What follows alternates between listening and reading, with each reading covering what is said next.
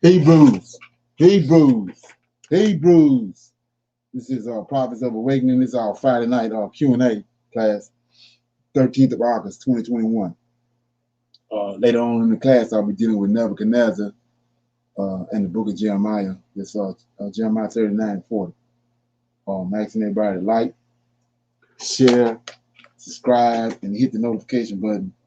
And if you feel the need to support Prophets of Awakening, it would be greatly appreciated. This is a non-Messianic channel, Tanakh and Torah. Tanakh is the Old Testament.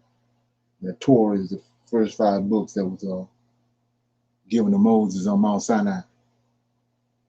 Okay, so just to give you a little more history on that, he was given the first 5 books on Mount Sinai because Moses wasn't alive when everything happened. So Michael was on Mount Sinai and brought him up to date. He was commanded by Yahweh on Mount Sinai to bring Moses up to par with what's going on. I'll show you that before we get off the line. So it says, Shalom and welcome to everyone. We're going to do our moment of silence and prayer and a song, and then do the current events. And I'm going to answer this question right here. It's up on the chat too. Okay.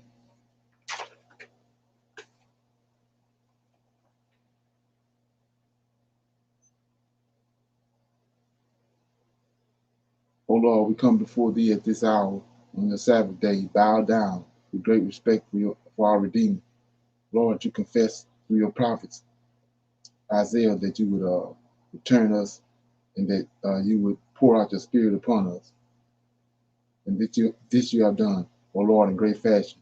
And because of this, O Lord, we have found you within your holy scriptures, great in counsel, mighty in works, for thine eyes are open upon all the ways of men, to give everyone according to his ways and according to the fruit of his doings.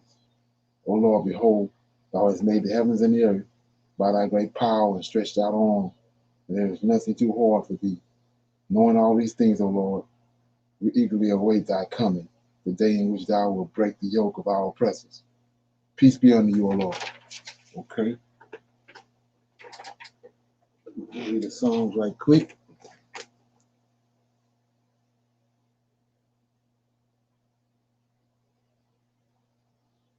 This is Psalm 75.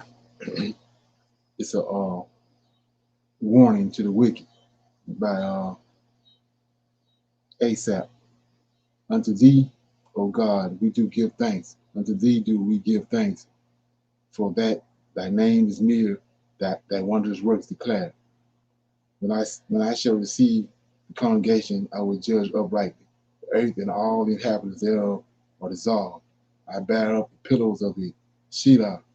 I said unto the fools, deal not foolishly, and to the wicked, lift not up the horn. Lift not up your horn on high. Speak not with a stiff neck. For the promotion cometh neither from the east, nor from the west, nor from the south. But God is the judge. He putteth down one, and he setteth another up. For in the hand of the Lord there is a cup, and the wine is red. It is full of mixture, and he poured out of the same. But the dregs thereof, all the wicked of the earth shall wring them out and drink them. But I will declare forever.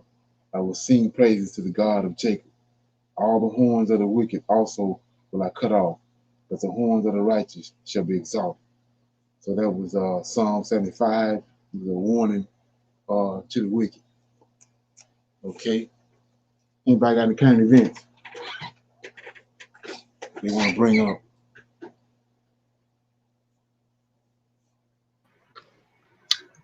Shalom. Okay. The Biden administration, they're warning of increased terror threats ahead of 9/11. Right. Yeah, that's one of my current events. Yeah. Is that something? Bang. Okay. Well, I guess something. Anybody else? Okay.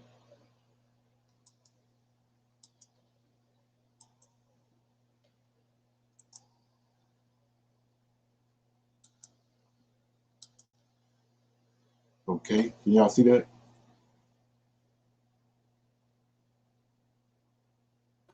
Can y'all see that? Yes. It said Yes. more U.S. cities requiring proof of vaccinations to go places. Hold on to that vaccination card. A rapidly growing number of places across the U.S. are requiring people to show proof that they have uh, inoculated against COVID-19 to teach school, work at the hospital, see a concert, or eat inside a restaurant. Is there some? It said, following the New York City's lead, New Orleans, San Francisco will impose such rules as many businesses starting to next week, while Los Angeles is looking into the idea. The new measures are an attempt to stem the rising tide of COVID-19 cases that has pushed hospitals to the breaking point, including Dallas, also where top officials warn that they are running out of beds in their pediatric intensive care units. And Dallas County Judge Clay Jenkins said the situation is so dire that it is apparent that if a parent is seeking care for a sick, injured child, the child will wait for another child to die. Your child will okay, your child will, let me see, just not get on a ventilator. Your child will be care flighted to Temple or Oklahoma City or wherever, or we can find them a bed, but they won't be getting on here unless unless one clears. If there's something. So what we're looking at is, you know, they setting this up. This is what they want to do all along. This is what the beginnings of this was in the very beginning to get to this point right here. Confine people and keep them in their houses. Because what they're getting ready to do. Anybody have any comments on that? Shalom, I do. Okay. You want to know, as I was listening to you read off the list, I was Okay. thinking to myself, I'm like, okay, well, how long until they do that for the grocery stores? They're just acting like, oh, these public places. But knowing that, people can go without bars and concerts, but look at the way we acted in the store over toilet paper.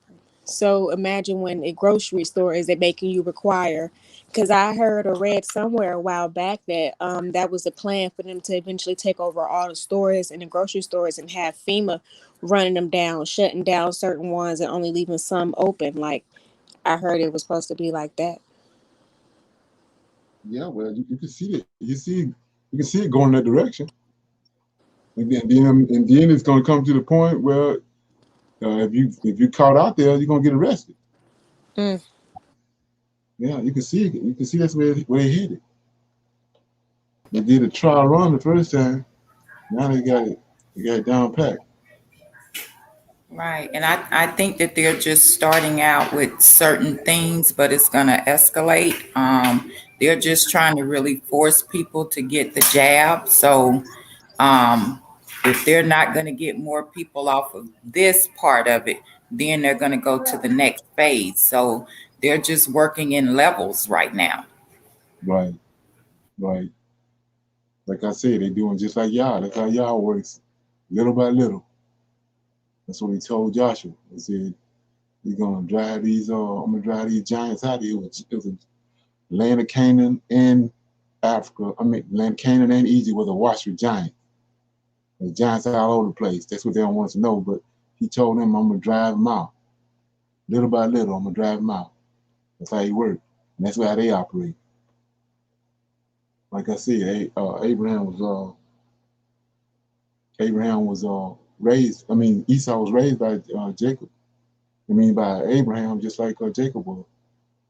So you know the protocol. Okay. Another thing I wanted to shine light on about that was, let me go back. It says, uh, it says right here, New York City, New Orleans, San Francisco, See that? Los Angeles is like that. All them, you know, if you notice, all them cities were awash. They're awash with homosexuality. So watch this right here. So I was telling you about Alexandria, right? And, you know, Alexandria had uh, Aristotle was his teacher, and Aristotle was homosexual. All the Greeks was homosexual. So he went to the gym, like I told you, and told Alexander's parents that he wanted to be his tutor. And they know what that entails. So Aristotle, the one, put the idea and inspired him to go conquer the world. And so what Aristotle inspired him to do was go and create homosexual cities. He wanted to build Alexandrias all over the world. That's what he did. So all these, what we're looking at right here now, today's society is a cutoff of what Alexandria did, because New York, New Orleans, all them homosexual cities. So anyway, so let's look at it. Shine another light on something before I move on. So you have to understand that I keep on beating on the fact that J-Fat ain't none of Noah's son. And I'm trying to prove that at every point I get. So I'm in Genesis chapter 4. So it said this in the very beginning, out the gate. So you got to figure the rest of it out. It says, verse 16, Cain went out from the presence of the Lord and dwelt in the land of Nod, east of Eden. And Cain knew his wife, and she conceived and bore Enoch, and he builded a city. See that? Japhet, the one building the cities. If you go back, the Israelites was nomadic people.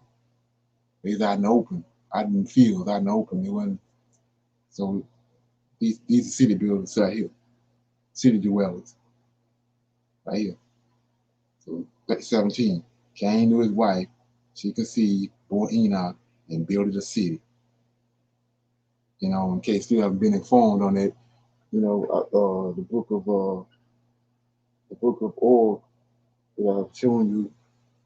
Og is telling you, he goes into in depth to tell you about what was actually going on in that city of Enoch, the first city. It was a homosexual city, just like Sodom and Gomorrah. You know, same thing. Babylon too. Okay. Any comments on that?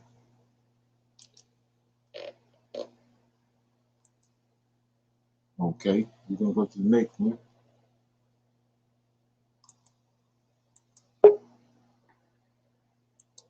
Okay.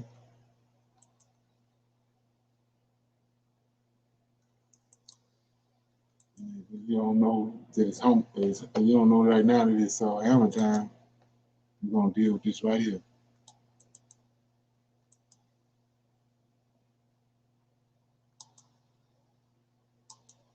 Okay, here we go. It says since July 1st, there's been a 700% increase. See that? In the week-over-week average of COVID-19 infections in the United States, according to the Center of Disease Control and Prevention. Is this something? 700%. The information was presented Friday, CDC's Advisory Committee on Immunization Practices meeting during a discussion of COVID-19 vaccine booster shots for the immune compromised patients. So you see that it's 700% rise since July 1st. You know, and so you know things got to be a whole lot worse than what they're saying. You know, we're trying to keep it under the rug, but it's bad. When you really open your eyes up and see, it's bad. It's getting worse by the day. And comment. I see those sevens. Okay, okay. And this here we go. This is the last one. That's get.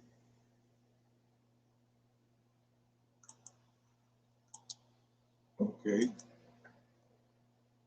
Security has issued a new terrorism advisory aimed amid, what the department calls a heightened threat landscape across the United States. NBC's Pete Williams joins us with an update on that. Pete, thanks for joining us. What more can you tell us about this advisory and perhaps what prompted it?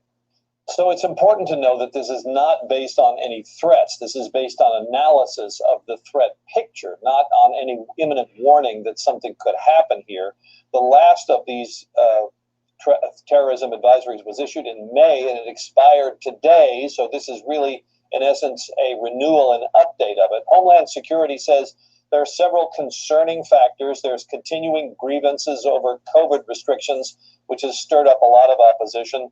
There's the continuing efforts by foreign influencers to try to stir up trouble in the U.S.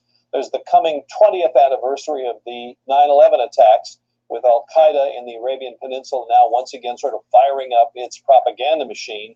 And there are approaching religious holidays and the opening of school and the possibility of school shootings.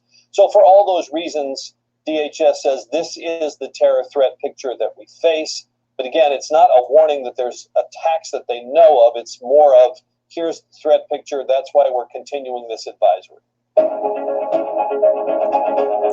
Okay. So they know something. He trying to sugarcoat it, but they would make a terror alert if they didn't think something was getting ready to happen. Okay. With that being said, nobody have no comments on that? Okay, so what I'm gonna do right here is answer this question right here that my brother got on. He says, I was dealing with Bartholomew last night. I think it was a couple of times this week. So it says, while reading Bartholomew, I heard you say Michael commanded Lucifer to worship Adam. If that's the case, was this related to Nebuchadnezzar forcing the people to worship his idol in Daniel 3? Yeah, well, it's a you can go there. It's a correlation, but like I was saying, my thing is that to show people from when I go in on these stuff like this, to show them the magnitude. Everybody wants to. First of all, it was we'll say 20 years ago, they were saying that all you need is these 66 books. And I don't know about nobody else, but back then, around that time, I was stoked. I didn't know what was going on. I was, lost in the sauce. But so you hear that, and then kind of freeze you, keep you in a certain place. It close you off from venturing out and challenging stuff. So now with all this information that came out, they can't do that, because it ain't working. So my point is this: come to find out that they turned over every stone, every rock, and flipped every chapter and every in the Old Testament. You know what I'm saying? So when you look at that, we know that it's something wrong when you got a truckload of men somewhere, and the woman trying to tell them what to do. Let's be real. There's something wrong. When you got a truckload of angels somewhere and a man trying to tell them something wrong. If you see Michael trying to tell Yahweh what to do, something wrong. So we know angels ain't worshiping no man. So what is it? What is this? I told you it's a think tank. It's the Edomite think tank, and their objective is to defile us and to throw us off on understanding. So they trying to justify by saying that Michael went and got Lucifer when he showed up and told him to worship Adam. Remember they train of thought. Adam is the first man, right? And he couldn't get the job done. So then he brought JC, the second Adam, and he accomplished what the first Adam couldn't accomplish. So that's why they stuck that in there, saying if they was worshiping Adam, right? And then now we brought JC, he died on the cross and all this, and then so it's justifying worshiping JC, because like I said, they done flipped and dipped the scriptures all kind of ways and tricked us off and got us thinking that you can worship a man, but you can't worship no man. But since they done tricked it off, You can see that's what they're doing right here. By him telling you, by him making you think that the whole drama that went down between Lucifer and Michael and the war that happened in heaven is because Lucifer refused to bow down to a man. But that ain't the case. He's trying to justify all the garbage they got in the New Testament, where JC being worshipped. And clearly, the narrative is that he came through a woman. So you're a man. And then Solomon had already told us, anybody born of a woman, born in sin. But like I said, we don't, back in the day, we don't deal with them scriptures. As soon as they say something else, we over there all on top of that, not realizing what already been established. Solomon said, anybody that comes through the womb of a woman, through the matrix, because that's what she is, Yahweh created a matrix to bring souls through. So, and he said, anybody that comes through the woman, born in sin. So they're trying to flip that around and trick it all off, and the same thing with Ruth. Ruth was a Moabite priestess, and the Moabites worship the god Karmosha, whatever his name was, and you had to bring your firstborn child up to the altar. She was the woman that came and received the child. Then she walked over to the aisle and put him in the fire and burned him up. That's what she was before she came in contact with the Hebrews, those Israelites that was in Moab. So Yahweh told her, point blank, that it never crossed my mind to worship to have no sacrifice, no human. It never crossed his mind. But we read over there. As soon as we get over here to JC and we go to the movies and watch the Passion of the Christ and get the crying and all that, now you forgot all what Yahweh even said and what our forefathers have said in the scripture. He said it never crossed his mind. Ever since he's been in existence, never crossed his mind to sacrifice no human. That's what he said in the book of Ruth. So they killed it. So, like I was saying before, their objective is to justify the fact that they got you worshiping a man who is a JC. So they want to make you think Adam was worshipped. Justify JC being worshipped. Okay. Any comments? Yeah. Let me ask you something. Okay. Like I come from the Christian background as well, and I would always question specifically a lot of people that would say, "Oh, I don't like that God of the Old Testament." Right. And that's kind of like what we're talking about right now, that they never understood what this was really all about. Right. Exactly. Yeah. Right. And he said that. He said that they he didn't give the oracles the understanding to them. He gave it to Jacob. And that's why you have to rightly divide. You have to understand the reason why I keep on pounding the fact that when you start, once it registers, you see Japhet, ain't no way Japhet or DNA and Jacob DNA the same. They ain't come from Noah. You got another origin. And it's wicked as hell. It has showed us that all through history. Okay. So what I'm doing right here, I wanted to answer the main question, and so now I'm gonna open it up for some Q&A, comments from anything we dealt with during the week, or any questions somebody came across during the week. They can pose it right now. I got a question, Brother Leonard. Okay. That I need some clarification on. I wasn't able to fully be attentive in the class yesterday. I had some things going on, but I know that you guys were going over Cleopatra, and I know you told us last week to start studying about Cleopatra because you was going to quiz us this week, and I ain't studied. So when I rewatched the class today, now were you explaining and saying that Cleopatra was the one who had Julius Caesar, and then because she had beef with because she came from the descendants of Alexander the Great, and all those people was trying to kill them off, so she ended up, before she killed herself, that she sent her child up to the mountain, and that's who JC ended up being named after. Well, she sent Caesarion. That's his name. That was a product of Cleopatra and Julius Caesar getting together.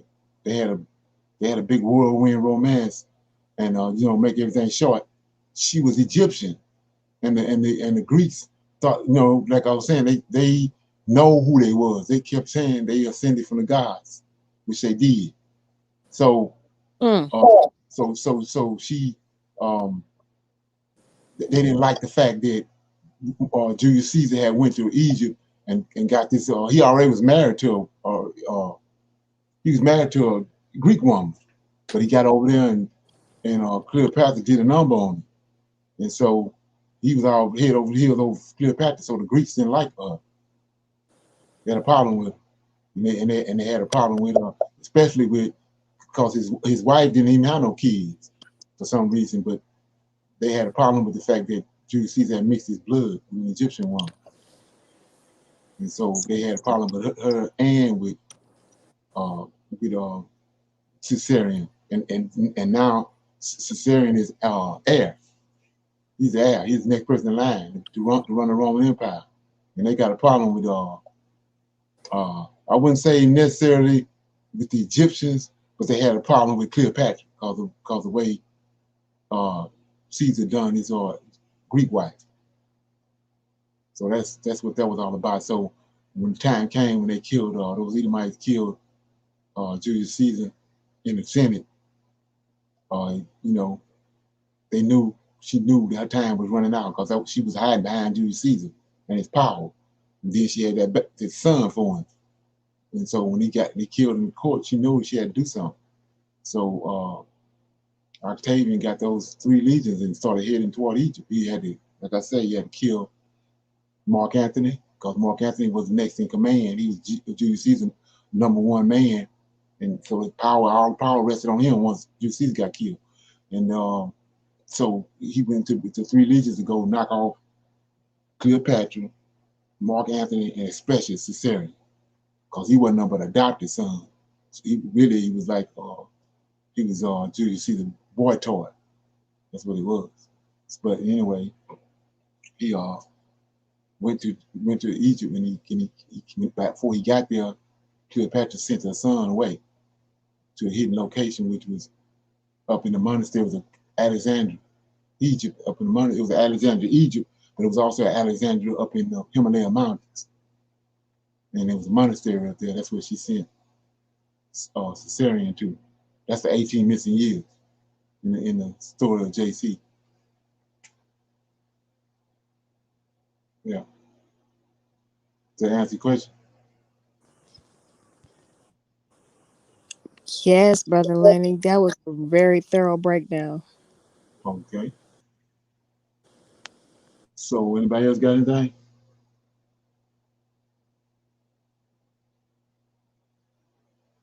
Okay.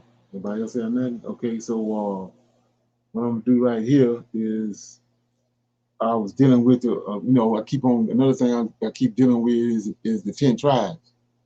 And like I say, being now where we're at the precipice of technology and all that, it don't take that much to debunk something, you know what I'm saying? Because everybody on here is, pretty much studious. So we're going to go to, anybody ever heard of Ivan Van Sertima? Negative. Ivan Van Sertima, he's one of those guys. He right along with let me get some names. Dr. Ben Yakinen, you know him, right? Yes, sir. Yeah, okay, I know that. Yeah. Yes. So Ivan Van Sertima is right up in there with them. Dr. Clark. Yeah, John Clark, yeah. Right. But he's the one that Ivan Van Sertima is the one who wrote the book, the bestseller called They Came Before Columbus. right? So he wrote the book that came before Columbus. It was big, and it was packed with information, but they try to attack him and make him more and try to discredit him because of he was saying it's ludicrous to say that Columbus discovered America when all through African history they're showing how Africa was tied to America, to the Americas. They was because of the corn and all that corn came from America. So and the Egyptians had corn, so that mean they was over here back and forth.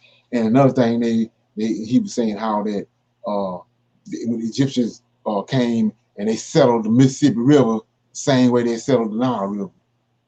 Right, you got It's a Memphis. feast. Right. So there's no way that Columbus discovered America, but from that information, I wanted to go to this dealing with this 10 tribe thing, because they're saying that it was the 10 tribes is over here. But the information that the brother brought is, showing you how that it was the Africans that came here, just like Mansa Musa. The reason Mansa Musa came into power was that his predecessor before him took 2,000 ships loaded down with supplies, and he wanted to find out what was on the other side of the Atlantic. And they never did. Those 2,000 ships left, and they never saw them again. So anyway, we'll play this right here. A little bit of it. Serious questions in the course, and that is, how could a European discover something that somebody else already knew about? And we're talking about North America, Central America, and South America. And it's really a mind blower if you sit down and think about who wrote the history book. I try and share with my students this morning that a peace treaty is something very interesting. It is something that is written by the victor and signed by the loser. History isn't that much different. The agreed upon fable, propaganda. But when you look at it in the final analysis, the history that we have been taught in North America, specifically the United States, is propaganda.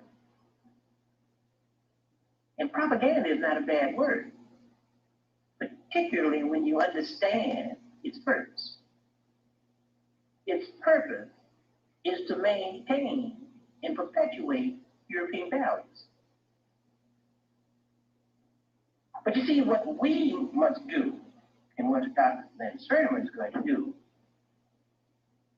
is to show you that European values are fine. But when we look at the Western Hemisphere, we will become fully aware that there are some people here before Europeans. Way before Europeans. See that? And they left their calling card. You understand what I'm trying to say? And so hence, when we start talking about the good old folks, the Europeans, and we begin to name them Columbus and Balboa, and I call them the conquistadors, which means that they were conquerors. Thieves.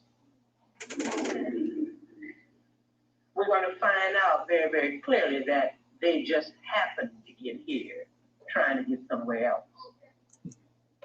So I'm not going to tell you what all Dr. Van Sertima is going to say, because I'm sure he can say it much better than I.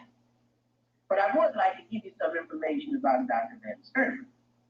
He's born in Vienna, South America, educated at the School of Oriental and African Studies, London University, and the Rutgers Graduate School, and holds degrees in African Studies, Linguistics, and Anthropology. He's a literary critic, a linguist, an anthropologist, and has made a name for himself in all three fields. As a critic, he is the author of Caribbean Writer, a collection of critical essays on the Caribbean novel. He is also the author of several.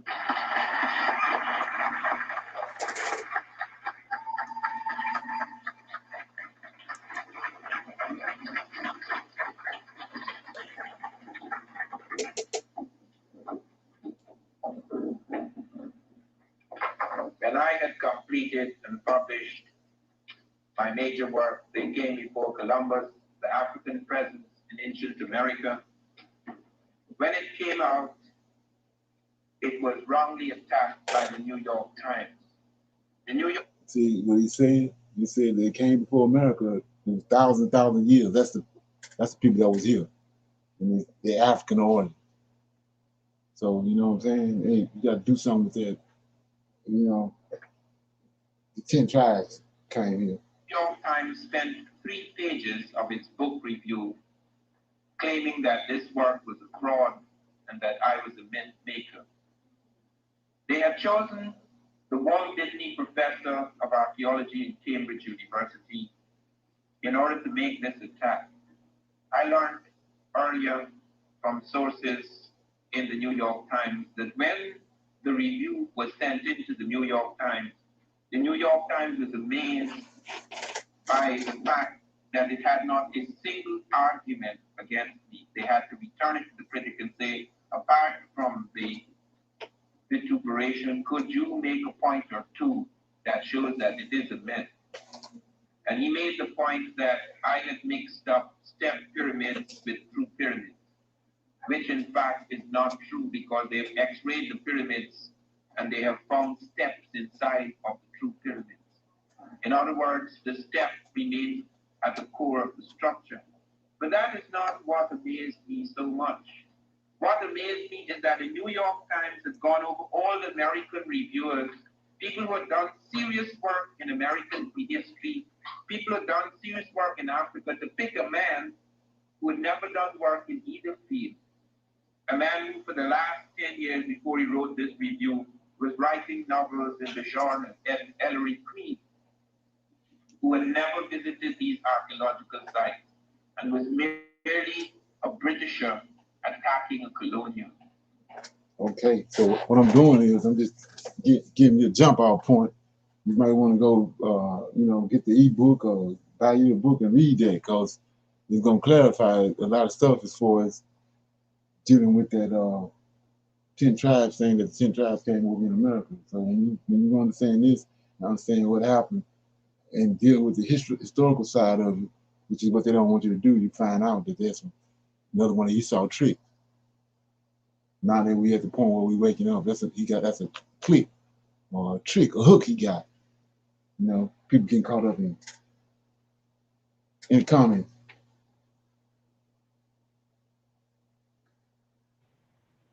Yeah, I'm gonna have to do a little bit more research. There was this young brother that I was listening to who, I guess the land that they said the 10 tribes was exiled to, it begins with an A. I don't know it, but I believe it's in, Azurah. right. He found out that it's actually in Africa. Right, It's at the top not of Africa. It's at the top of right at the Africa. top of Africa. Yes, sir. Yes, sir. Right. Right. And that lines up because you understand that, remember when they left Egypt, right? The Lord of hosts told them, I don't never want you to come back here.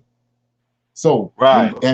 when Epiphany came and ran them out, and at the end of the third beast, they went into Africa, but they bypassed Egypt. They went around Egypt, they went up to the top, and then they had that barrier there, the Sahara Desert. So they existed up there for a while. Then they found a way, and they started trickling down through the Sahara Desert. That's how they ended up on the West Coast. Facts. Right. That's right. Yeah. Okay. So, anybody else have any comments on that? Yeah, I was thinking that's a good book to have when it's nothing like having the actual book in your hand and read it. It's different than you know what I'm saying, reading on the screen. To Right. me, yeah. So, anybody got any comments on that? Or they good? This is exciting. Okay, it says, my man, Shine Your Lighthouse is have you ever looked into let me see this.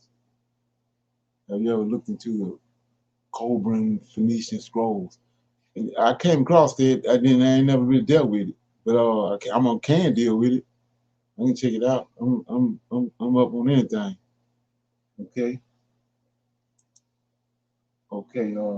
So where I'm at right here is. I have a question. What you got? So, who are the Phoenicians?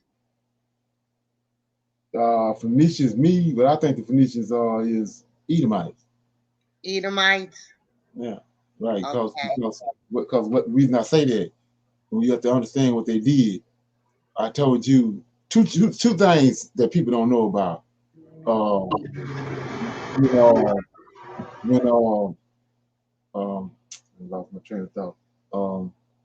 Okay, when Nebuchadnezzar came, remember he took Yahweh got a lineage he followed, just like he through Adam, he followed Adam's lineage, and he having his other kids being born all over the place, but it's a lineage you follow through that. And it comes to Shem and all that. So it's the same thing with David lineage. He got a covenant with David. There's always going to be a son on the throne out of David lineage. And he following that lineage. And you'd be amazed at the information that you're going to gather and the understanding you're going to get when you understand that and you following that lineage. Because he got to show up. Because because he got a covenant with David. So ain't nobody gonna just do anything to that seed. He gonna come in and rescue him. So with that understanding, at the time when Nebuchadnezzar came, Josiah just died. He followed that lineage. And so Josiah's son on the throne, Jehoiakim, he followed the lineage. But Nebuchadnezzar came and took Jehoiakim to Egypt and made Jehoiakim uncle, Matthias, or whatever he had a Hebrew name, changed his name from Matthias to Zedekiah. That's why Zedekiah's wicked as hell. Because they didn't came in and changed the lineage that Yahweh Lord following and put his own in there. He took us actually a son that had been rejected because Zedekiah who was Matthias was actually Josiah's brother. So that means he had been passed over. Yah had passed over him because he chose Josiah. So the point I'm getting to is why at that time in history you got two kings that's existing in Israel at the same time in Judah. You got the one the real king that's in Babylon, the 9-year-old boy, and then you got Zedekiah on the throne. A lot of people don't understand it. So you got two tribes of Israel. You got the Esau was Jacob was ran out in the third beast, where nobody seems to know, and they was on the west coast of Africa, living on the west coast of Africa, real Jews. And then you got the fake Jews over there, all of what's going on in the New Testament. Them the fake Jews. So you got two nations of Israel existing at the same time. One of them fake as hell, and one of them the real Jews. The real Jews under punishment. And you got the fake Jews over there existing. That's what Isaac asked him when he didn't get the blessing. He came in and saw that Jacob already had the blessing. He cried, a bitter cry, and said, "Is it not a blessing for me?" And then Isaac turned around with the Spirit of the Lord on him and told him, "Yeah, I got a blessing for you. You're gonna live in the fat places of the earth, just like he told Jacob." He said, "But you're gonna live there by the sword." And that's what happened. So he over there in Israel, but he got there by the sword, because I showed you how Yahweh always leave a remnant. He's a righteous God, so he always leave a remnant. He left a remnant there when Antiochus came. There was a remnant there, but Esau wanted the land. He wanted to deal with Yah, the Lord of hosts. So he killed the remnant. And so now he in the fattest places of the earth, the fattest place of the earth, which is Jerusalem. He there living there, existing there. That's all the New Testament is about. It's Edomites there. So in 70 AD, Titus and Vespasian ran them out, just like Daniel chapter. Let me read it. So a lot of stuff being conveyed. You know what I'm saying? So let's look at it. So in Daniel chapter 11. Now keep in mind, I keep showing you These clowns going from Revelations back to Daniel chapter 11. And Daniel chapter 11, everything in Daniel chapter 11 already happened. They keep going back from Revelation back to Daniel chapter 11, like it's some futuristic event. So let's look at it. Daniel chapter 11. And you can't see this, like I said, as long as you're dealing with JC, you ain't gonna never see it. So in chapter 11, verse 14, I'm gonna read verse 13. And the king of the north, see, if you've been paying attention, all these so-called end time prophecies or prophetic preachers, they keep on talking about the king of the north and the south and all that as futuristic. When the beast, which is the fourth beast, received the womb in the head, right? That's when those giants came through and sacked Rome. Then it was divided into 4 parts: the king of the north, king of the south, king of the east, and king of the west. And Constantine came, destroyed the other ones. And he became sole ruler, and he made the Rome a holy Roman Empire. The beast received the womb in the head, but did live. He brought it back to life, made it one kingdom again, and he became sole ruler, but he needed a religion. And that's when he went and got JC, what happened to Caesarion, and brought that in and incorporated it. He got our scriptures now. So anyway, so 13 says, for the king of the north, he dead and gone and buried. They got dirt on his face. So he says, the king of the north shall return and shall set forth a multitude greater than the former, and he shall certainly come after certain years with a great army and with much riches, right? 14, here go what I'm going to. And in those times, there shall many stand up against the king of the south. That's Bartholomew in Egypt. He dead and gone. So he says, also, the robbers of our people shall exalt themselves. That's Esau stole the land in Obadiah. The robbers stole the land to establish the vision. What big vision? They built a temple, just like Solomon did and Zerubbabel did. They built a temple. That's the temple that got destroyed in 70 AD. And the whole land is awash with Edomites. And so when Vespasian and Titus came there, they cousins, because Esau got 12 sons. So when they came there and ran the Edomites out, they went into Europe. And like I said before, that's what people understand is 2 Israels. You got the real Israelite on the west coast of Africa, been there for 1,500 years or so, when all this stuff going on in Israel with the JC and Caesarion and all that. The Israelites on the west coast of Africa. All you gotta do is do the history, all those kingdoms that was over there, the Ghanaian Empire and Shanghai, all them different empires. The Edomites, they've been over there from where Antiochus ran them over there. So it's 2 Israels. You have to understand that. Just like it had 2 kings existing at the same time in Israel. The real one that the Most High honoring and following is Jehoiakim. He in Babylon. Nebuchadnezzar took him there with the vessels. The vessels go with the king is tied and connected at the hip with the vessels. All the holy instruments that's in the temple connected to the Levites and to the king. You're fumbling with it if you don't know that. So he tell you that. Let's look at it. So I'm in Jeremiah right quick. We gotta search this one out right quick.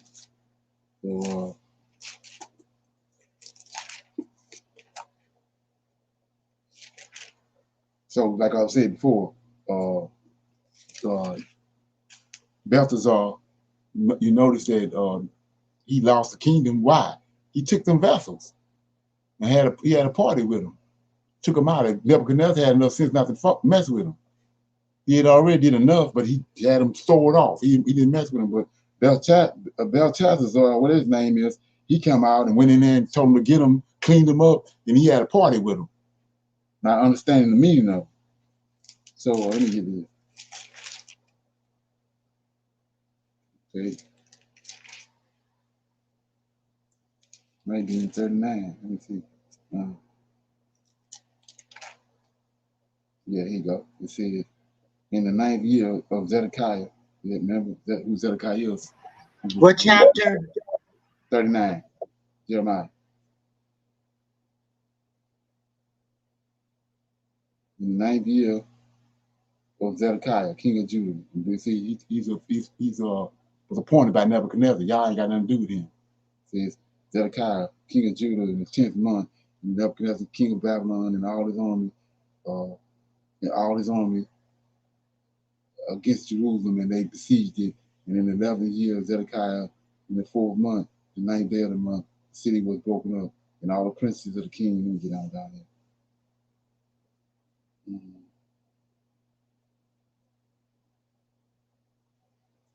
Let's see.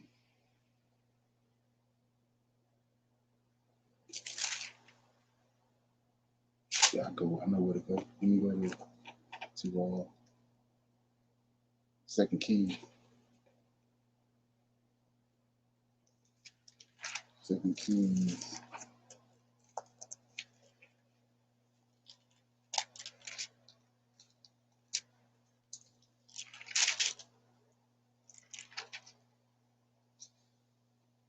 Okay, I'm in Second Kings, chapter 24, verse 8. It says, let me know if you got it.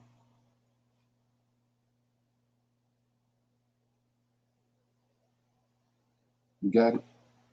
Got it. So it says, Jehoiakim, this chapter, 2 Kings 24 and 8.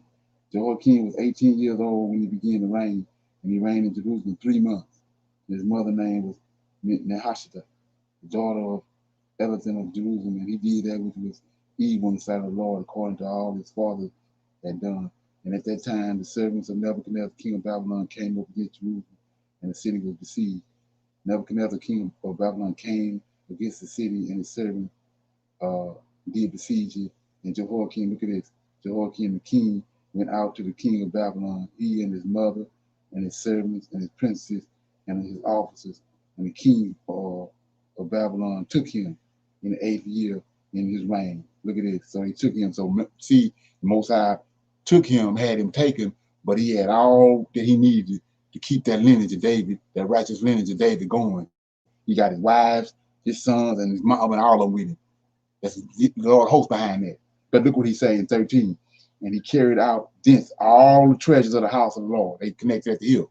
See that? So he says, and the treasures of the king's house, and cut in pieces the vessels of gold which Solomon, the king of Israel, had made in the temple of the Lord, as the Lord had said. And he carried away all Jerusalem, and all the princes, and all the mighty men in the valley, even so you see that he connected. He holy too. You go back to the holy oil. It's stuff in the temple that had to be anointed. It's special oil. He was one of the king. That's the reason king anointed and the high priest anointed. They all that's connected at the hill. You can't go in there fumbling with the menorah and don't think you fumbling with the king too, or you fumbling with the showbread and you don't think that you fumbling with the king too. They all connect at the hill. You know. Okay, so that's what I was trying to show you. Okay, anybody got any comments? Yeah, so let me go now. Everybody good? Everybody good? Hey, well, hey, Okay, so I'm gonna play. Okay, somebody say something? hey, Lana, Okay, so I'm gonna play this little hey, video because go ahead. who are the Europeans we working around? Are they not Esau? Esau and Japhet became one. Esau being controlled by Japhet. Hello? Okay, yeah, Yeah, so what happened was I showed you how uh, Michael was standing there. And the person that came where they had us bamboozled at was, for the longest we thought that was Yahweh that was coming in the cool of the day to talk to Adam, but it wasn't Yahweh. It was the Lord of hosts coming in the cool of the day. And so when the two boys, Cain and Abel, grew and they got ready to make an offering at the altar, that's Michael standing there. That's the Lord of hosts standing at the altar. He the one rejected Cain because he knew what had happened. He knew where Cain came from. So he shunned Cain and sent him away. So the Gentiles, Japheth, don't have no God. From that point on, they can't deal with Yahweh. And then we read in the book of Lamech how they had a problem with it. But anyway, so when the opportunity came, Esau gave him a God. That's why they so hell bent on JC. Esau came and took our scriptures and concocted a God for him and gave him a God. For all them years they had no God. Not now of substance, but when they went and got the council of Nicaea and concocted JC and brought the Gentiles in on their own and gave them a God. They had no God for them. And that's why the typical, Israelite Christian says, I don't like the God of the Old Testament. Right, exactly, right. They like the one that Esau the concocted. He fit their needs better. Yeah. Is that something? So yeah, with that being said, I'm gonna play this little video. It's time to what I'm gonna the class. So this is I kind of mentioned this before because people don't really understand why Nebuchadnezzar was ahead to go. Because Nebuchadnezzar came head on, ran head and heels into these 7 angels. And Yahweh, he saw the whole setup. So I'm gonna show you that a little later on, but he ran right in and saw all that. The Holy Ones and Watchers are portrayed in the book of Daniel, which is set in Babylon. The story starts shortly after Babylon's first attack on Jerusalem. And they had plundered the city and its temple and taken a wave of Israelites into exile. 4 members of David's royal family were among them. Daniel, afterwards known as Belteshazzar, and his 3 companions. The book of Daniel takes place in Babylon, a nation governed by Nebuchadnezzar, a pompous and ruthless ruler who delighted in torturing his subjects. He conquered Assyria and then set his sights on Egypt. It's a golden nugget right there. So what did he just say? He conquered who? Hello? They said Nebuchadnezzar conquered who? Syria. Okay, where the 10 tribes at? Where the 10 tribes at? At that time, they was in Assyria. At that time, they were under Assyrian rule. Right. Assyria came and took the 10 tribes out and took them into Assyria. Now Nebuchadnezzar came and conquered them. So Nebuchadnezzar controlling 172 provinces. One of them provinces is Assyria. That's what the 10 tribes is. That's why Cyrus, when Cyrus made the proclamation, he conquered the Chaldeans. Now he in charge of Assyrian empire. So he said, all of y'all that want to go back. And they ain't just Judah, Benjamin, Levi. He got control of Benjamin, all 12 tribes. The 10 tribes over in the province of Assyria, whereas the other one in another province in Shushan. Right, that's 174 provinces. Right, exactly. So let me read that. I done read it before, but I'm gonna read it again so it might register. So I'm in Ezra, and it says, chapter 1, verse 1. Now, the first year of Cyrus, king of Persia, that the word of the Lord might be fulfilled, and by the mouth of Jeremiah, the Lord stirred up the spirit of Cyrus, king of Persia, that he made a proclamation throughout all his kingdom and put it in writing. This is the commandment in Daniel 9:25. Thus said Cyrus, king of Persia, the Lord God of heaven hath given me all the kingdoms of the earth, and he hath charged me to build him a house in Jerusalem, which is in Judea. Who is there among you of all? See that? He didn't say southern kingdom. He says, who is there of you of all his people? His God be with him, and let them go up to Jerusalem, which is in Judea, and build a house of the Lord God of Israel. He is the God which is in Jerusalem. See that? So the whole nother take came forth. When you understand what's going on. Okay, let me pick this back up. Rival.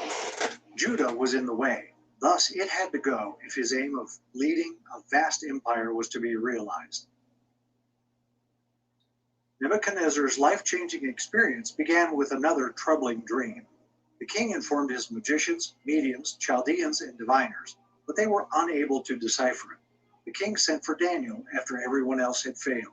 Given Daniel's previous experience with dreams, it's odd that Nebuchadnezzar queried his wise men instead of going straight to Daniel. You see, Daniel had interpreted a dream previously regarding a large statue, an enormous, dazzling statue, awesome in appearance. The head of the statue was made of pure gold, its chest and arms of silver, its belly and thighs of bronze, its legs of iron, and its feet partly of iron and partly of baked clay. Daniel chapter 2, verse 36. This was the dream, and now we will interpret it to the king. This was different. Nebuchadnezzar's dream had a promising start. He saw a tree grow tall and powerful, and it was so fruitful that it provided for every kind of creature. But soon the dream became bleak. I, Nebuchadnezzar, was at ease in my house and flourishing in my palace. I had a dream, and it frightened me. While in my bed, the images and visions in my mind alarmed me. So I issued a decree that all the wise men of Babylon be brought before me to interpret the dream for me. In these visions of my mind as I was lying in bed, I saw this come to pass. There was a tree in the midst of the land, and its height was great. The tree grew large and strong. Its top reached the sky, and it was visible to the ends of the earth. Its leaves were beautiful, its fruit was abundant, and upon it was food for all. Under it the beasts of the field found shelter. In its branches the birds of the air nested, and from it every creature was fed. As I lay on my bed, I also saw in the visions of my mind a watcher, a holy one, coming down from heaven. He called out in a loud voice, "Cut down the tree and chop off its branches. Strip." So it's it's seven holy ones. You gotta understand that it's seven holy ones. It's all these seven holy ones, but you got all kind of watches, millions and millions of watches. But when you say holy one, it's only seven of them. Off its leaves and scatter its fruit. Let the beasts flee from under it and the birds from its branches. But leave the stump with its roots in the ground, and a band of iron and bronze around it in the tender grass of the field. Let him be drenched with the dew of heaven and graze with the beasts on the grass of the earth. Let his mind be changed from that of a man, and let him be given the mind of a beast till 7 times pass him by. This decision is the decree of the watchers, the verdict declared by the holy ones, so that the living will know that the Most High rules over the kingdom of mankind and gives it to whom he wishes, setting over it the lowliest of men. This is the dream that I, King Nebuchadnezzar, saw. Now, Belteshazzar, tell me the interpretation, because none of the wise men of my kingdom can interpret it for me. But you are able, because the spirit of the holy gods is in you. See that? See what he said? He said the spirit of the holy gods are in you, because he didn't see them. He saw all seven of them. I'm going to show you that in a minute, but check it out. Time, Daniel, who was also known as Belteshazzar, was perplexed, and his thoughts alarmed him. So the king said, "Belteshazzar, do not let the dream or its interpretation alarm you." "My lord," replied Belteshazzar, "may the dream apply to those who hate you, and its interpretation to your enemies. The tree you saw that grew large and strong, whose top reached the sky and was visible to all the earth, whose foliage was beautiful, and whose fruit was abundant, providing food for all, under which the beasts of the field lived, and in whose branches the birds of the air nested. You, O king, are that tree. For you have become great and strong. Your greatness has grown to reach the sky, and your dominion extends to the ends of the earth. And you, O king, saw a watcher, a holy one, coming down from heaven and saying, 'Cut down the tree and destroy it, but leave the stump with its roots in the ground, and a band of iron and bronze around it, in the tender grass of the field. Let him be drenched with the dew of heaven, and graze with the beasts of the field till 7 times pass him by.' This is the interpretation, O king, and this is the decree the Most High has issued against my lord the king. You will be driven away from mankind, and your dwelling will be with the beasts of the field. You will feed on grass like an ox and be drenched with the dew of heaven. And 7 times shall you pass by, until you acknowledge that the Most High rules over the kingdom of mankind and gives it to whom he wishes. As for the command to leave the stump of the tree with its roots, your kingdom will be restored to you as soon as you acknowledge that heaven rules. Therefore, may my advice be pleasing to you, O king. Break away from your sins by doing what is right, and from your iniquities by showing your mercy to the oppressed. Perhaps there will be an extension of your prosperity. All this. Okay, well, I don't know if anybody aware of that, but so So Nebuchadnezzar, what Daniel told him came to pass, and Nebuchadnezzar was driven from his kingdom. His kingdom was still there. The Lord of hosts preserving his kingdom, but he took him out in the wilderness and turned him into a beast. And he lived like a beast for 7 years. Then he brought him back. Right. So Nebuchadnezzar saw all that. He saw the seven. He know how it worked out. That's why he had to go. Like I said, it's one kingdom. It's one kingdom. That same kingdom, the morph. It went from Nebuchadnezzar to the Medes and Persians to the Greeks to the Romans, and then he tells us in Daniel chapter 8, the saints of the Most High, it's the same kingdom, it's David's kingdom. He's gonna take it back, and the saints of the High and David and the army he's gonna raise up in Ezekiel 37. They're gonna take it back, and David gonna reign. That's the man he brought in the night vision before the Lord. The Ancient of Days is David. Anyway, so right here, Nebuchadnezzar understood. He saw how everything worked. So when Yah brought him back after them 7 years, he was dead on point. So that's why he never messed with those vessels. He understood all that. He respected Yah, and he never dealt with none of the things that are Yah's that belong to him. He respected him. So let me give you an example of what I'm talking about. There's a golden nugget. So here we go. I'm in Jeremiah chapter 39.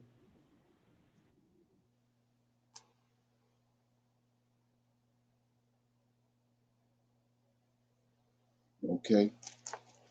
And I'm gonna answer that question about Bartholomew in a minute. Jeremiah chapter 39. So it says, in the ninth year, I just read this, in the ninth year of Zedekiah, king of Judah, in the 10th month came Nebuchadnezzar, see that, king of Babylon, and all his army against Jerusalem, and they besieged it. And in the 11th year of Zedekiah, in the 4th month, in the ninth day of the month, the city was broken up, and all the princes of King of Babylon, see that? All the princes of King of Babylon came in. And I showed you that these were giants, right? And sat in the middle gate. Here you go. You go 1, 2, 3, 4, 5, 6. And then Nebuchadnezzar, the Lord of hosts. 7. Same thing I showed you over there in Ezekiel. 7 men that came in and stood by the brazen altar. So he got 7 because he didn't see the order. That's why he's the head of gold.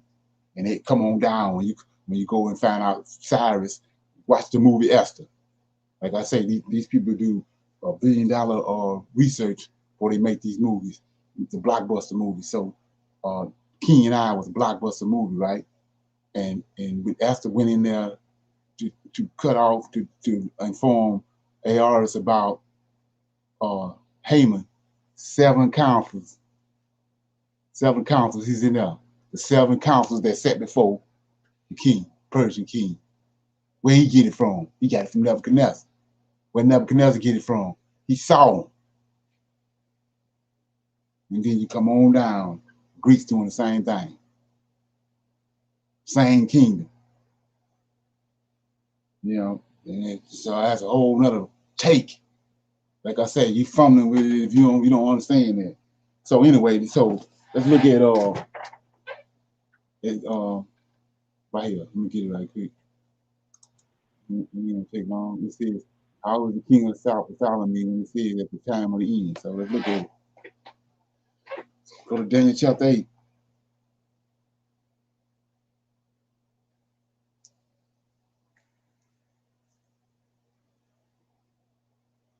Daniel chapter 8.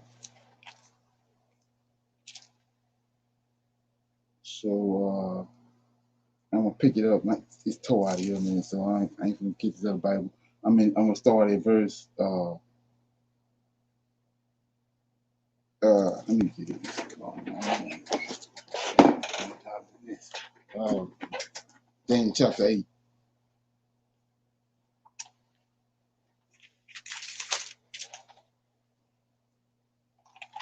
Daniel chapter 8 says,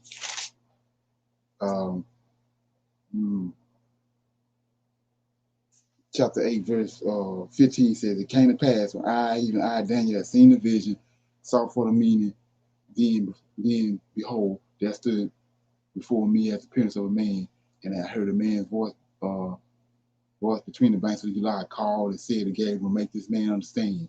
So he came near where I stood, and when he came, I was afraid, and I fell upon my face. But he said unto me, understand, son of man, for the time of the end shall be the vision. That's the same end over there in Daniel chapter 11. So, end of Israel, the end of Israel as a nation. Now we keep running. You got to establish what end he talking about. He talking about the end of the world because it's still going on. So he says, let me get it. So he says, 17. So he came near where I stood, and when he came, I was afraid. I fell upon my face, but he said unto me, understand, son of man, for at the time of the end shall be the vision. So this they didn't win in I think 13 or 14 different captivities. The Most High indignation and dealing with them, it came to a full right here. So we're gonna send them back to Babylon, and and if they don't do right this time, he's gonna cut the nation off. That's what Daniel telling. That's what Gabriel telling Daniel. So 18. Now as he was speaking with me, I was in a deep sleep on my face toward the ground, but he touched me and set me upright. And he said, behold, I will make thee know. See this? What shall be in the last end of indignation. Yah, the Lord of hosts indignation. He didn't deliver them 13, 14 times. He tired of them. For at the time appointed, the Moab, the end, that's the end we read over in Daniel chapter 11. The end shall be. The ram which thou sawest, ram, right? That's the Medes and Persians, which thou sawest having the two horns are the kings of the Medes and Persians, right? And the great horn which is between that and the rough goat is the king of Greece, and the great horn between his eyes is the first king, that's Alexander. Now that being broken, whereas four stood up, see that? That's the king of the north, king of the south, king of the east, and all that. That's the four right there in chapter 11.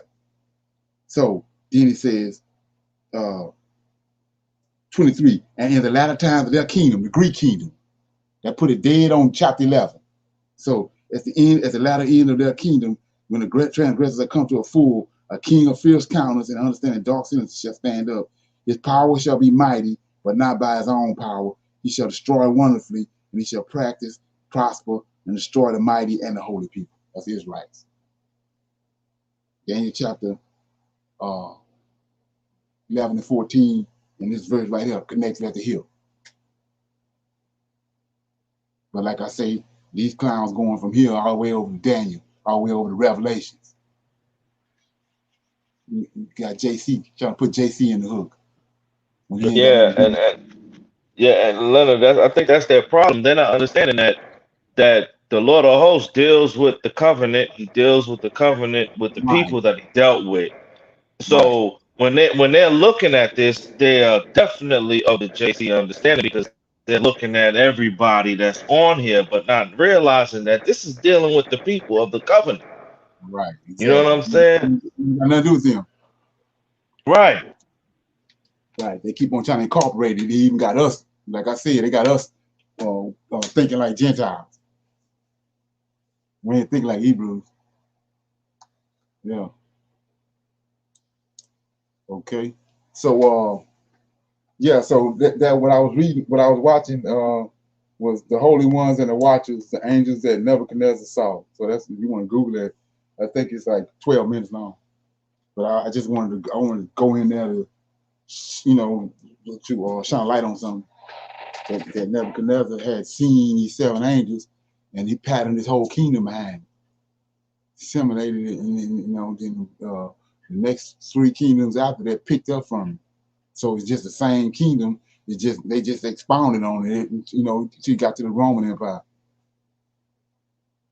Right. So that's what's going on with that. Any comments or questions before I'm gonna read Jeremiah 39 and 40. So basically, while these people were going against themselves, how he was turning them against one another, because it was them fighting against each other that they kept inheriting Israel, because Israel was in Sierra Leone. Was in Sierra. Right. And that goes like I was saying. They got bits and pieces. When you go to Revelation, see how it's chopped up in two verses and two little verse stanzas, and in the Old Testament ain't like that, but it's chopped up because they got truths, got verses they didn't got from out of the Old Testament, specifically out of Daniel, because Daniel got at least 20 some chapters in it, but they took it out and it's all over there scattered through Revelations. So when it says that the woman was fled into the wilderness, that's when Antioch Epiphanes came. And the woman Israel fled into the wilderness, like we was talking about Azareth, fled over into Africa and a place that was already ordained for her. That's where she was at. Israel was over there on the wilderness, and they say she stayed there for a time, and and that's when the slave ships came in 1619. But it was a place already ordained for her to be, which is the West Coast of Africa. But they took that and stuck it over in Revelations and put a whole nother meaning on it, a whole nother take on it, because they didn't concoct the JC. Yeah. And once you see it, and understand it, everything started jumping off the page. Yeah. Anybody got anything else before I start reading? Okay. Everybody good?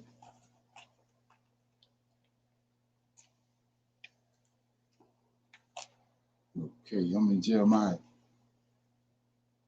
I'm actually gonna read it, the whole thing this time.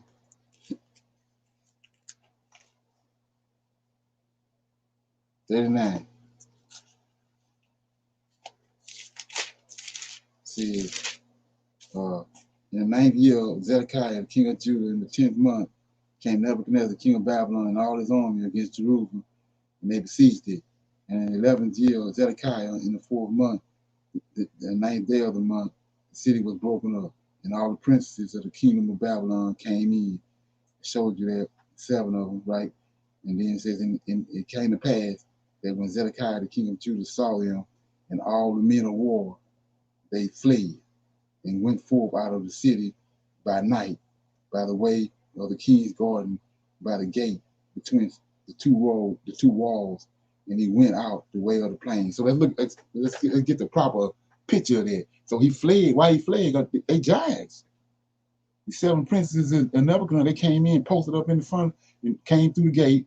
And first of all, he already told, because he can't believe that Yahweh ain't stood up for him. So he allowed them to came. They came right in the gate and sit down. They dressed in all their full army paraphernalia. They came in there and stood up, and that's why he fled. They giants, just like David had 33 with him.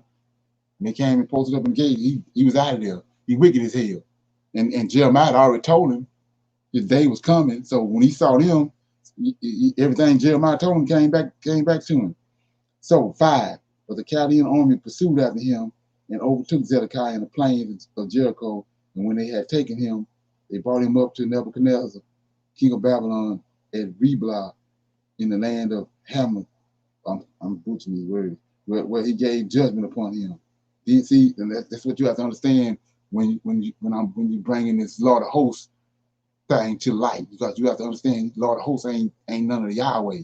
So we see right here, Nebuchadnezzar, he not in Jerusalem. Nebuchadnezzar, look at that, they have to take him to where Nebuchadnezzar is. He's and Jeremiah had already told him that. He said, King of Babylon will come right here. Just sit, let me find the Riblah. Jeremiah told him, he coming right here, and pointed on the ground and said, he gonna set his stakes right here. And he gonna put his pavilion up right here. And he came. And he froze all the Judeans, because he came right where Jeremiah told him, put that pavilion up and set it up. But he's not in Jerusalem. And I'm gonna show you that in a minute. So he says, Riblah in the land of Hamath, where he gave judgment. Then king of Babylon slew the sons of Zedekiah in Riblah. See, he keep letting you know where he at. Before his eyes, also the king of Babylon slew all the nobles of Judah. Moreover, he put Zedekiah's eyes out, bound him chains, and carried him to Babylon. And kings burned the king's house and the houses of the people and with fire, and break down the walls of Jerusalem. Then, look at this, 9. Then Nebuzaradan. See that?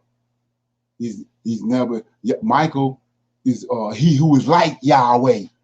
And here we go with Nebuchadnezzar, the king, but his strong one is Nebuzaradan. He got Nebuchadnezzar's name in him. See that? Verse 9. Nebuzaradan, the captain of the guard, captain of the host. See that? It ain't nothing I concocted. Captain of the host, carried away captive. See that? Not Nebuchadnezzar. Nebuchadnezzar, his Lord of hosts. Captain of the guard, carried away the captives into Babylon and the remnant of the people that remained in the city and those that fell away, that fled to him with the rest of the people that remained. See that? That's the remnant. They remain. See that? The remnant. Right? But Nebuchadnezzar, the captain of the guard, left the poor of the land, which had nothing in the land of Judah, and gave them vineyards and fields at the same time. Now, Nebuchadnezzar, king of Babylon, gave charge concerning Jeremiah. See this? To Nebuzaradan. Two different beings. Let's look at that while we're here. For the YouTubers out there. Isaiah. So we ain't gonna fumble with it. Proper English. I'm in Isaiah chapter 44. I'm gonna read chapter Isaiah 44 and 6. Then I'm gonna come back and read this. You know, you can do with it what you want. So 44 and 6 says, "Thus says the Lord, the King of Israel, and his Redeemer." If you're looking for the Redeemer, he is his Redeemer, the Lord of hosts. Lord of hosts ain't Yahweh. Thus says the Lord, the King of Israel, and conjunction, his Redeemer, the Lord of hosts. Two beings right there. Now let's go back over here. 39 says,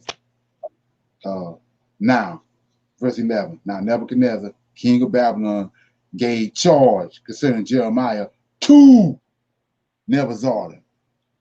Yeah, he ain't talking to the wind. He says, now Nebuchadnezzar, king of Babylon, gave charge concerning Jeremiah to Nebuzaradan, captain of the host, saying, take him and look well to him and do him no harm, but do unto him even as he said unto you. So let's paint this picture. So in the very beginning, wasn't nobody hid no bosom or nobody in the Abraham bosom. So Yahweh sent the Lord of hosts. Just like Nebuchadnezzar talking to Nebuzaradan, he said, such and such, go tell Jeremiah, go tell Isaiah this, or go tell Hosea or Obadiah this. And then the scriptures say, and the word of the Lord came unto me saying. So that's the Lord of hosts. He got instructions from Yahweh, and he bringing Yahweh's word unto the prophet. You can't fumble with that. You can't flip it around like a pancake. So he says, I'm back over here in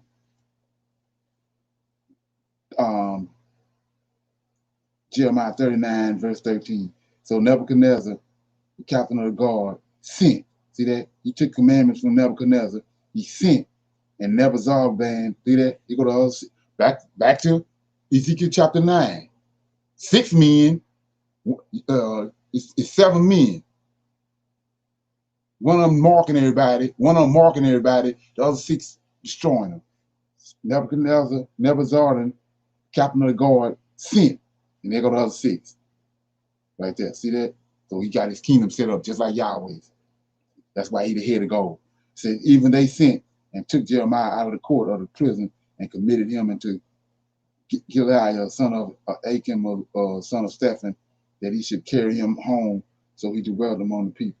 Now the word of the Lord came unto Jeremiah while he was shut up in the court of the prison, saying, go and speak to Ebed Edom of the Ethiopian, saying, thus says the Lord of hosts, the God of Israel, behold, I will bring my word upon this city for evil and not for good, and they shall be accomplished in that day before thee. But I will deliver thee in that day, says the Lord, and thou shalt not be given unto the hands of the men of whom thou art afraid.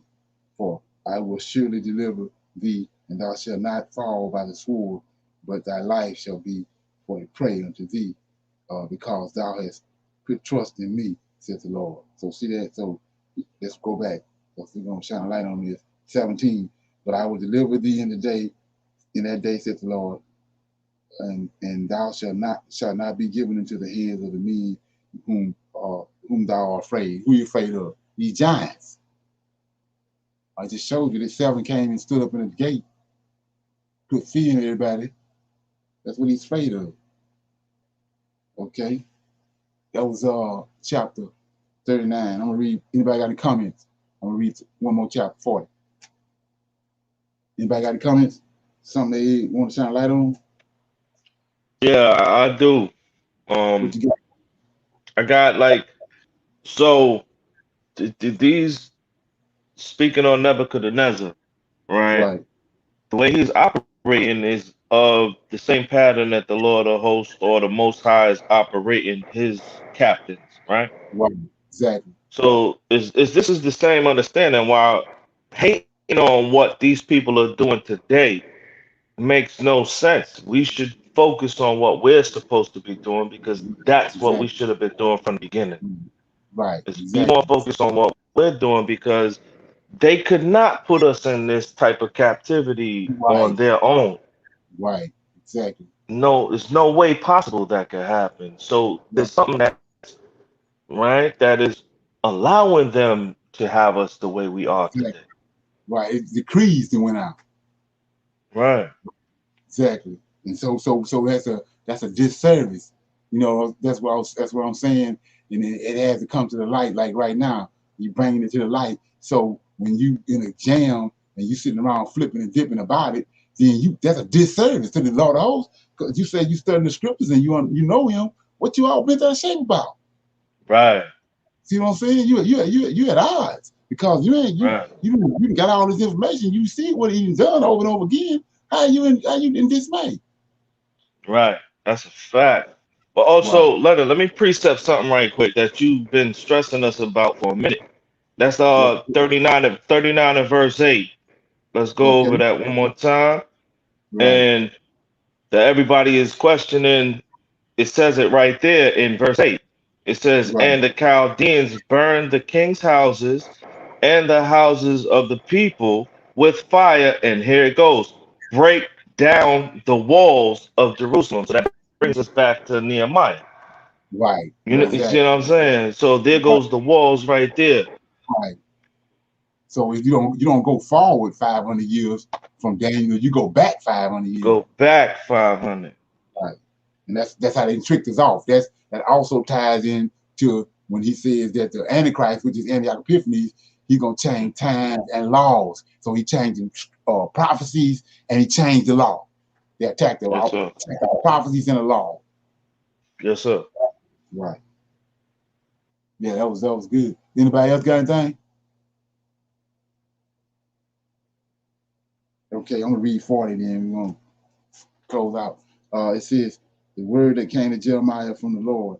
After that, Nebuchadnezzar, the captain of the guard, had let him go from Ramah when he had taken him, being bound in chains among all that were carried away captive of Jerusalem and Judah, which were carried away captive in Babylon. So I want you to understand, just like what he was just saying.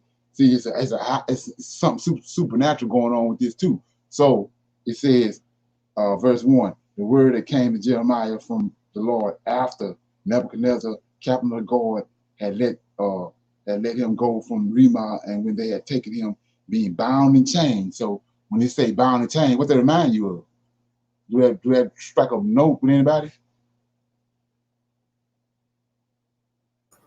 The slave trade? Huh? The slave trade? Then when the 200 came down, slept with the women, then Azazel. Azazel. he said, take them down and bind them in chains and put them in the valleys of the earth. But before you do that, let them see their sons get destroyed. So Israel is the apple of Yahweh. Israel is the apple of Yahweh's eye. So they bound them in chains.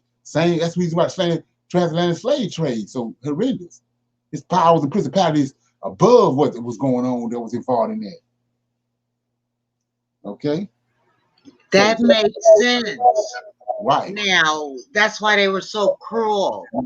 right, because Because it if you see those was chains around the neck, right, you know, that was like some wicked stuff for real. right, right. So you got powers and principalities that we don't see that's involved in that, and like I said, these evil spirits. He says that they came from the giants. They don't die, so they eternal. They've been here forever. It's just that they lost their body when they passed, but they bound to the earth because they didn't come from heaven. They're a mingled spirit, so they've been here, so they involved in that. They saw what would happen to their forefathers, their fathers. They was bound in chains, and those angels, 7 angels, put them in dark places of the earth. But they first they bound them in chains, and so they had the opportunity to do that to his people. So they doing it, and it was that's why it's so horrendous. So verse 4 says, "And now behold, I loose thee this day from the chains which were upon thine hand. If it seem good unto thee, he come with me into Babylon, come, and I will look well unto thee. But if it seems ill unto thee to come with me into Babylon, forbear. Behold, all the land is before thee, whether it seems good or convenience for thee to go, thither to go. Now, while he was yet gone back, he said, Go back also to Gilead, son of Achan, the son of Stephen, whom the king of Babylon have made governor, king over the cities of Judah, and dwell with him among the people, or go wheresoever it seems convenient unto thee to go. So the captain of the guard gave him victuals and a reward and let him go. Then went Jeremiah unto Gilead, the son of Achan, to Mizpah, and dwelt with him among the people that were left in the land. Now, when all his captains of the forces which were in the fields, even they had their men, heard that the king of Babylon had made Gilead the son of Achan king over the land, and had committed him men and women and children, and of the poor of the land, of them that were not carried away captive to Babylon. Then they came to Gedaliah of Mizpah, even Ishmael, the son of Nathan, and Jechanan, and I can't say these names right, and Hey, Jonathan, the hey, son of uh, David. go over 7 again. Go over 7. Okay, he says, now when all the captains of the forces were in the fields, even they and their men heard that the king of Babylon had made Gedaliah, the son of Achan, king in the land, and had committed him men and women and children and the poor of the land, of them that were carried away captive to Babylon. Who is this? What is this? Say that again. What is this? Who is this one? Oh, So this guy right here. yeah, Yeah, they made him a king. So, see, that's another way they tricked us all. Governor is the same as king. right. So before he left, he made him the king in Babylon. Remember, they killed Zedekiah, put his eyes out.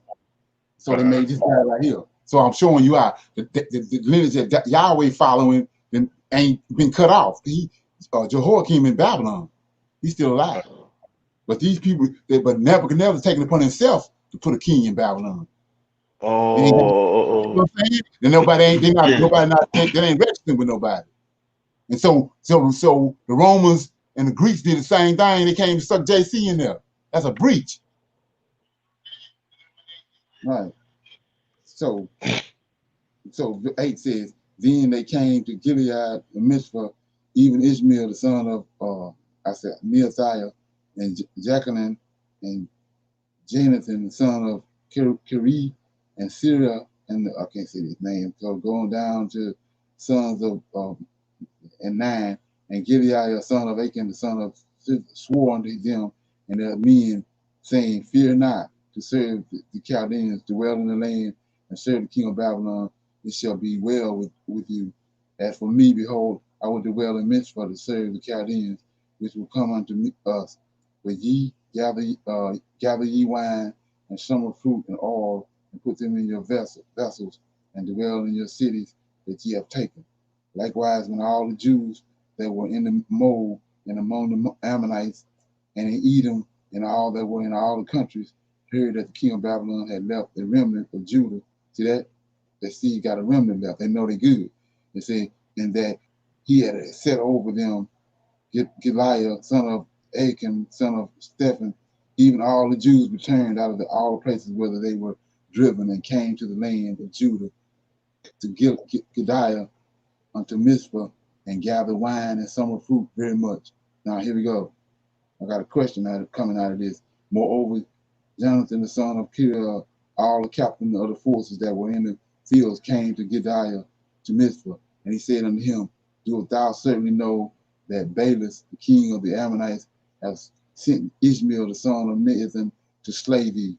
But Gediah the son of Achan believed them not. Then Jeconiah the son of Kira spake to Gediah in Mizpah secretly, saying, let me go, I pray thee, and I will slay Ishmael the son of Nethan, and no man shall know it. Wherefore shall he slay thee, that all the Jews which are gathered unto thee shall be scattered, and the remnant in Judah perish. But Gediah the son of Achan said unto Jeconiah son of Kira, thou shalt not do this thing, for thou speakest falsely of Israel. So you see that? I was trying to go out. I thought I was going to come across that. I ain't came across it. Let me find it right here. See if it So, say, but I'm saying at the same time, so he's saying he's speaking something false of Ishmael. huh? Say again? So he's saying he's speaking something false of Ishmael. So Ishmael was not supposed to slaughter any of the Jews. So he's saying he's speaking falsely of Ishmael. Yeah, That yeah, yeah. Ishmael, But right. Go ahead. that's what I'm saying. So what he's saying is like to Johanna and such and so and Yeah, them names, saying, "Let me go, I pray thee, and I will slay Ishmael, the right. son of Nethiah." And no, but in 16 it's saying, "Thou shalt not do this thing, for thus speakest falsely of Ishmael." Yeah, yeah. Gediah don't believe that, right? Okay, But let me show you where the drama coming in at. That's like all I right. say, it's a whole other story coming in. So I'm gonna read chapter 41, verse 1. It says, now it came to pass in the 7th month that Ishmael, this is the guy we just talked about, son of Nez and son of Elishama, of the seed royal. So what's the seed royal? That would have to be the king. That's the king, correct? The king of That's what I'm saying. Is that the king of Israel? David's Is that lineage. What king? David's lineage. That's David's that's lineage. Zedekiah at the time, right? This is No, Zedekiah's no, time. no, no, that's David lineage. The seed royal is out of David lineage. So it's out. That's why I'm telling you, Lord of hosts got a covenant. Michael got a Right. covenant with David. He's always gonna have a seed on the throne out of David lineage. So all these boys is out of David's lineage. They potentially can rule in Israel. So they pissed off. All these boys I just mentioned, the king of Babylon that made this dude Gediah king, and he ain't even out of the seed royal. So all them coming there to knock him off. It's a, So they, who's they, so Ne- so Nethahiah, the son of Elishahama of the seed royal. So these are the youngins. Yeah, younger. Some of them older boys, but they all they from the seed royal offended by what he done. He stuck this guy up there, and he ain't even out of the seed of David. Oh, oh. Right. That's why they killing him. So let me give another example there because like I said, that's big. You got to keep an eye for that, and he ain't no way in hell you're gonna keep an eye for that dealing with JC. So I'm in Second Kings, I think it is. Let me find it right quick. Then I'm gonna close out. And so Yahweh got a Lord host got a covenant with David, so he gonna always show up when that seed gets stressed out, he gonna show up. So let me get Second Kings.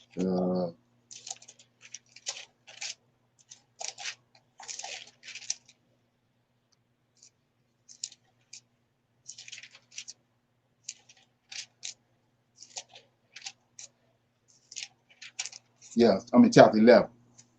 Uh,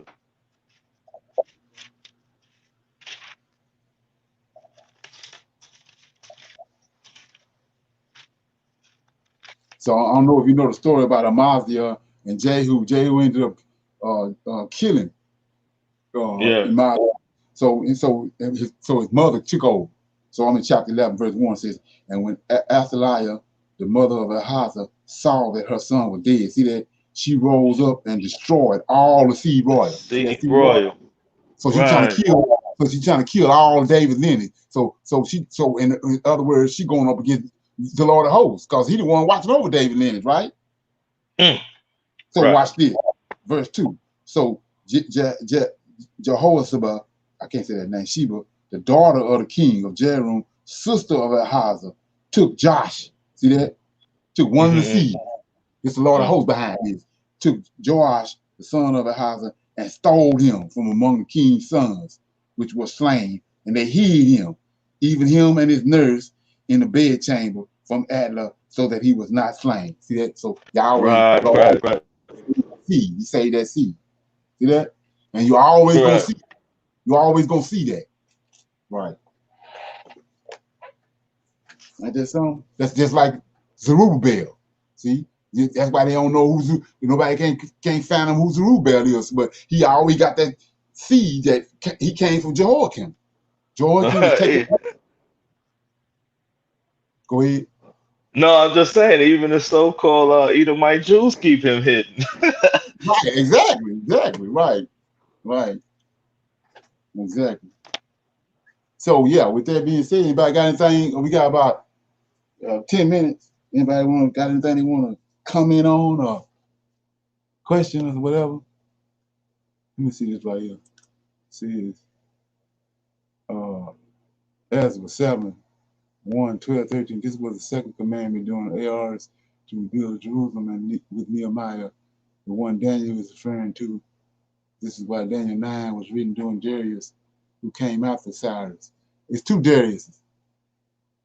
You got two Darius. You got the Darius that was dealing with Zerubbabel. I don't know if you know the story about the bodyguards. Like I said, the king would always, when they conquer a country, they would get the king's seed from that country and make them bodyguards because they knew that they would be loyal to them because of they like hostages to keep because that's what Cyrus became famous for. He wouldn't come in and annihilate a kingdom. He'd let the regular people that was there continue to rule, but he would take one of their sons or some of their sons and daughters with him to keep them in line. So that's how Zerubbabel came in contact with Darius, the first Darius. So when the time came, they had this contest to see who was the wisest man out of the bodyguards, and Zerubbabel won. And then Darius asked him, "What do you want?" Now I'm gonna make you second in command, which we know that's how Yahweh always do, because he's second in command, Lord of hosts. So Darius asked him, he said, "What you want?" He told him, "I want you to send me back and rebuild my nation's kingdom like you promised." And so that's how he was able to go back. Yeah, that's in second Ezra. It's like a story of the three bodyguards. You can Google it. It'll give you the scriptures. Okay. Yeah. So anybody got anything else? Shalom. Okay. 3 words. Covenant keeping God. Okay. Yeah, I can go for that. Yeah, that. Yeah, when you if you let that marinate in your brain, then you won't have no words because like we see right here, he always show up. Yes. That's what David said. He always show up. Come on. After a couple of encounters with him, and you see him showing up on point, you shouldn't be sitting around fumbling with it because he always there. He's gonna show up. He ain't gonna let it go down. He said, David said he's never seen this, a righteous man see begging bread. Yeah, there's some. Anybody else got anything? Okay. Anybody else got anything? Okay. So let me get this over here. We're gonna be in the morning at 9 o'clock. So with that being said, I'm gonna say shalom, everybody. And yeah, I got I think I'm gonna do it at 5 o'clock on Sunday. Have a little powwow at on a conference call line. I get a number out again tomorrow at Sabbath class. Just converse on a few things. Okay, so I'll see everybody in the morning. Yeah, I'll see everybody in the morning at 9 o'clock. Shalom, everybody. Shalom. Okay. Shalom. Shalom. Shalom, Shalom, everyone. shalom. Shalom. Oh.